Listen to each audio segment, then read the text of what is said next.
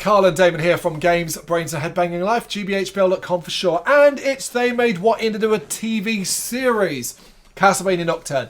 The penultimate episode, episode 7, Blood is the Only Way of season 1. Directed by Sam Dietz and Adam Dietz, but written by Testament. Testament? I don't get that. Yeah.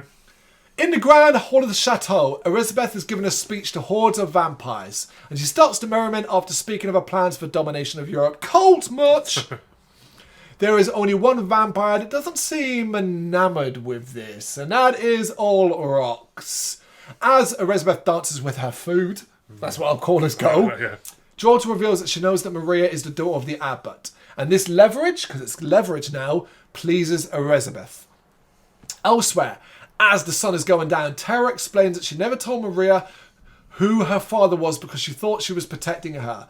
She apologises and heads back with water. It's a flimsy excuse. Yeah. It is a flimsy excuse, but I felt sorry for Tara. Do you know what I mean? She's made a lot of mistakes, and they're all coming home now. We did bring up about it, but in that dancing scene, you got the vampire dancing with the head. Yes, of course. We should point out that the Marquis's wife is not okay. Alas, these personal problems have made them lax. I did notice that, because why are you walking through the woods at night on your own? That you wouldn't do that. You become lax because you're dealing with all these personal issues. As Tara is attacked by several vampires, Maria, hearing the commotion, rushes to help and joins the fight and able to overcome the vampires. However, they mistook one for being dead, and I love the way she jumps out of the water in that shot. Yeah. She rises up and is about to kill Tara, but Richter arrives just in time and uses his magic with his whip to kill this vampire. I love how quickly the vampires are getting wrecked now. Proper, yeah. Like, it's not even close. Nope. The group reunite and Richter reveals that he's now met his grandfather, and Tara's a bit like, shit. And they agree to catch up and head home. Look, a lot's happened. Let's sit down and share stories. He's probably like, for fuck's sake, I'm only trying to apologise to him. Yeah. You're next. To be fair, Richter isn't so much bothered about it, I guess, really. At the chateau, Drolta introduces Olrox to Elizabeth in an elaborate way, something that he is rude about. He is not big on this shit. Elizabeth reveals to him that her plans are much bigger, and in this speech reveals that world domination is the plan, and that he is to be her entry point into America, the Americas, to conquer those land. And you're like, oh, it's just slavery again. Yeah, and he is not impressed. He is not impressed. In fact, so much so that he starts to annoy Drolta. Refusing to bow or not bowing properly. It's like little head nod. And seeing this and realising that I've got to play the game a little here, he begrudgingly agrees. Back at home, Annette is less than happy to see Richter, and he goes to speak to her alone. He apologises, but she cuts him off and reveals that she knew he would be back.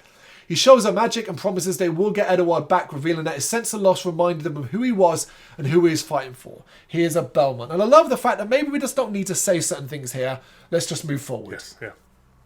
The abbot, meanwhile, is meeting Elizabeth, and he suggests a strategy for conquering France. Drolta, though, questions Emmanuel's loyalty and declares that Elizabeth, look, she kind of needs to know that you are trustworthy, fully and wholeheartedly. This gets Ms. Rax back up, who shouts that the abbot is a man of God, which in turn gets Elizabeth's back up, declaring that she is a god. It's about to all go really wrong as Ms. Rax goes to draw his sword and Drolta goes to show her claws. I'd say these two need to bang to sort it out, but they probably need to fight more than anything else. Emmanuel calms things down though, and they tell him they want his submission. So, they need a sacrifice. He must give up someone he loves at the church tomorrow as a sacrifice. A union sealed in blood. And they reveal, hey, we hear you got a daughter. She'd be awesome as a sacrifice. Mizrak's like, he doesn't have a daughter. And he's like that, he doesn't have a daughter. And he looks in the abbot's face and he's like, are you fucking kidding me? For me, that moment there is the changing point for Mizrak. Breaks his face. It breaks his faith in the abbot. Yes, in the abbot, as he's like, you are a sinner, and I now don't like this. I mean, he's a sinner too, but oh yeah, he's a sinner in the eyes of God and all that kind of thing. But he put his faith in the abbot. Yes. And now he's beginning to go, maybe this is not right. As we see the abbot is kind of like shocked and in horror and realises maybe Yep. shit. At their home, our heroes are trying to come up with a plan to assault the church. They agree that the abbot can't stand in their way. And it's like, oh good, I'm glad we all came to that agreement. Yeah. Like, if push comes to shove, Yes, killed. we got to get rid of him. And Tara wonders how he's even creating night creatures. Because I remember, I was like, oh shit, they don't actually know. Nope. We haven't actually got to that point. Oh, that's cool. They get a visitor though, and it's not one they're happy to see. It is Olrox. Who the fuck, what the fuck is he doing? Yeah. It's a brief visit though, as he brought them Emmanuel's infernal tome. He brought them the tome that he uses to create night creatures in his machine. Richter is not willing to let it go and no longer willing to run away, chases after Olrox and tries to fight him. But Olrox does everything possible not to fight him. He tells him, look, you've got to destroy the machine as only humans can actually do this in order to stop Elizabeth's plan. Richter is naturally like, why the fuck would I trust you? The others now arrive. Olrox asks him, look, can you just, I love it, just read the fucking book. I love what he says to Richter though. I could have killed you 3 times already. Yeah, because he's circling around him. And it's like, he is powerful. Very powerful. Very powerful. And Richter's still letting anger dictate his fight here. And fear to a degree. I do. I mean, this is probably going way in ahead, but I do think he will be the one who kills him. I do think Richter will have to kill him. Yes. I think he has to, because vampire is vampire. Yeah, but I do think they have an ally, but he's still a vampire. The only way I'd change it is that it's eventually Mizrak that kills Olrox. Yeah. Anyway, he disappears, and after we see that they are now like, well, look, let's at least, we've got the book, we might as well have a little nosy in it. And in an interesting twist, this book comes from somewhere, somewhere we've been before. It comes from hell. It's like, okay, fucking hell. Night has fallen and Elizabeth is about to show off her power, much to the amazement of the vampire's hordes.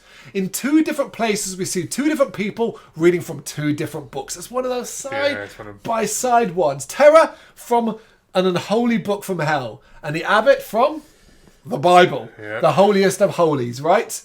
As he prays, we see Maria sneaking into the church. Inside, she confronts her father, wanting to warn him of the incoming assault. But, unfortunately, this seems to have been misinterpreted by the abbot, who sees it as his prayers haven't been answered, a sign from God, and makes his choice. Believing he is safe in the house of God, he has a capture to be sacrificed at Elizabeth to prove himself. And I'm like, fuck this. Pure madness, man. Dude. Pure madness. It is getting to that point, isn't it? Based off Mizrak's face, though, he also thinks the same. Yes. Meanwhile, Terra's study of the unholy book has discovered something quite important. The machine can't actually be destroyed, but it can be sent back to hell. Interesting. And I'm like, well, that's kind of nice and easy, right? Yeah. Okay. Mizrak, having had enough though, has arrived and warns him the abbot has Maria and that he has plans to sacrifice her to Elizabeth. Speaking of who, she finally completes the spell, which apparently took quite a long time, and causes an eclipse. Something our heroes see as they race through town towards the church can only watch on in horror. Darkness is here, and so is the devourer of light. And even Olrox seems stunned by this. And you get a brief shot of the video game cover. Oh, yeah. When he's standing, where the shadow of Richter with the headband fluttering, standing with the eclipse above him. That's from the video game cover. And the last shot of this episode is both brilliant and terrifying. It's free. The vampires' hordes head up to cause carnage across the town and start zoom, speeding, and having Drolta transform into like a devilish creature and join is a bit like, oh, things are going to get nasty now. And, if you're like Abbott now, you got to look at it and think, well, hang on a second, now it's dark. They now have full control. I don't even think he thinks of that. No, he's gone. He's gone. It is an incredible episode setting up the finale, and you're like, oh, wow, okay, so she has got the power, she has done it. This transformation into this creature, this other being is impressive and all that. Well, I think it's pretty obvious that she's a mad person. Oh, she's insane. Exactly. But she is, but the term about a god. Now we're going to get, I suppose, maybe should we cover this in the next episode? I'd say it now. The thing is, right, what does a god even mean in Castlevania? Gods can be destroyed. Yeah. I'd argue that Dracula was godlike, and I'd sword, certainly argue that death Yeah. was an entity. Gods can be destroyed. Yep. But we shall see if that's the case. That was episode 7. Blood is the only way of Castlevania Nocturne. You got any thoughts? You know what to do? Let us know in the comments. Thank you very much for watching. If you'd like to see more content like this, please consider hitting the subscribe button. It is gratefully appreciated. You can find us over at gbhbl.com, our full website, where reviews, news, and so much more goes up daily. We're also on all social media platforms: Facebook, Instagram, Twitter, Threads, at GBHBL. Just search for GBHBL and you will find us out there. We also have merchandise on sale. You can access the shop via the website.